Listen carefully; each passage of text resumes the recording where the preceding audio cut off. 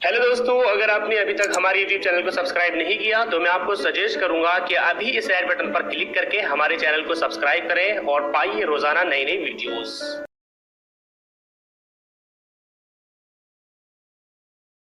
Friends, good morning.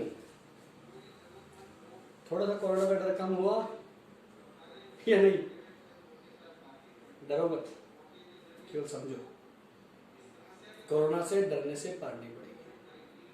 अगर पार पड़ेगी तो सिर्फ मानना कोरोना की बीमारी को समझने से पार पड़ेगी। आज मैं कोरोना पे चर्चा नहीं करूंगा, आज मैं चर्चा कुछ मोटिवेशन के ऊपर ही करूंगा। जैसा कि कोई सेशन किसी समय के अंदर हम लोगों को जब पीएमटी करते थे उस समय एलन कोचिंग सेंटर के अंदर हम लोगों को दिया जाता था।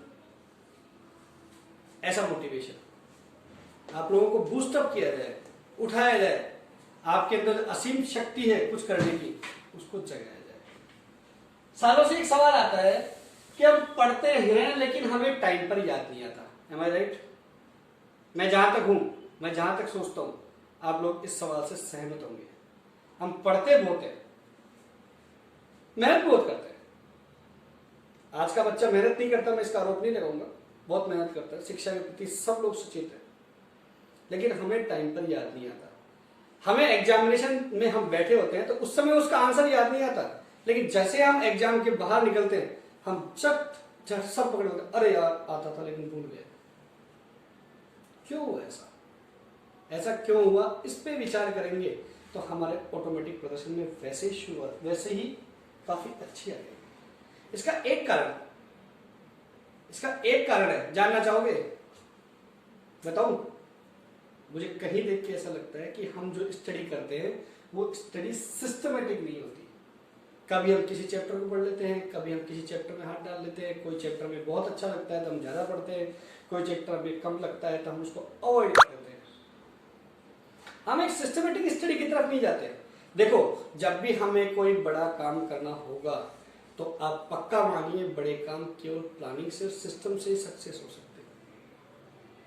छोटे मोटे काम तो हम कर सकते हैं, बिना प्लानिंग भी कर सकते हैं, लेकिन जब हम बड़ा काम करने के लिए सोचते हैं तो हमें एक सिस्टमेटिक प्लान बनाना पड़ता है। वैसे ही अगर हम अच्छी स्टडी करना चाहते हैं, बड़े कॉम्पिटिशन की तैयारी करना चाहते हैं, नीट की तैयारी करना चाहते हैं, आईआईटी की तैयारी करना चाहते हैं, ये सब बड़े कॉम्पिटिशन हैं।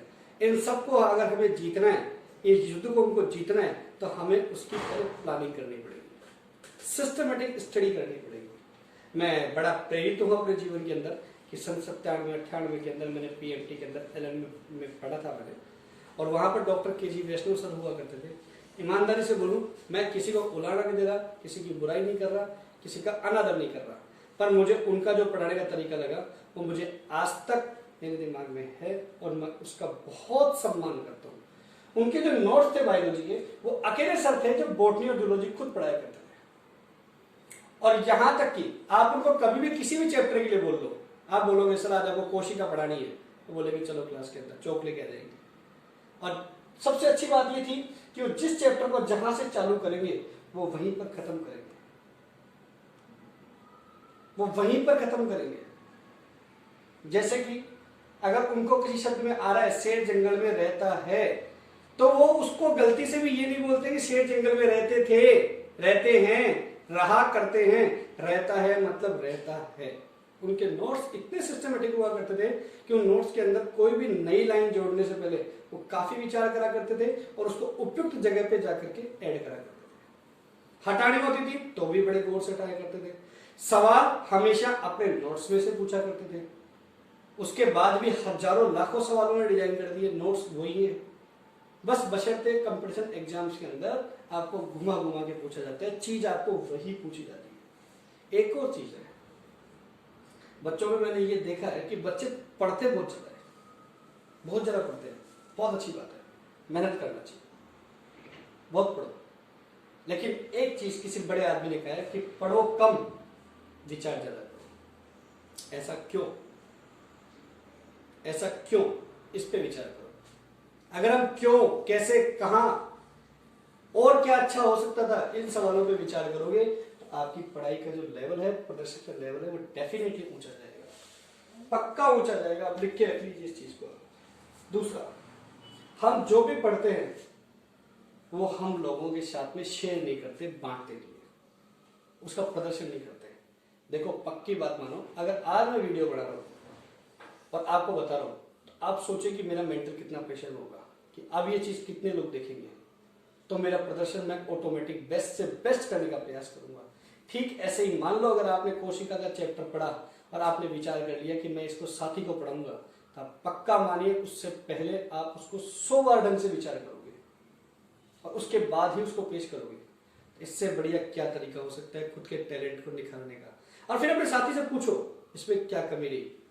अगर वो कमी बताता है तो उसको नाराज मत हो, प्रसन्न हो। दुनिया में बहुत कम लोग हैं जो आपकी कमी को बता करके आपको सुधारना चाहते हैं। प्रशंसा मत सुनो उससे कितना अच्छा बना, उससे ये सवाल मत पूछो, उससे सवाल ये पूछो मेरे वीडियो के अंदर क्या कमी रही जिसे मैं और सही कर सकता हूँ। मैंने जो आपको कोशिका पढ़ाई, उस कोशिका पढ़ाने के अंदर क्या कमी रही उसको सुधारने का प्रयास करो। तीसरा, पढ़ते पढ़ते जो हमें पढ़ाया जा रहा है सिर्फ हम इतना ही पढ़ रहे हैं, ये गलत सोच है। आइंस्टीन ने भी अपने दिमाग का, आइंस्टीन जब इतना बड़ा वैज्ञानिक था जिसने ये फॉर्मूला दिया E=mc²,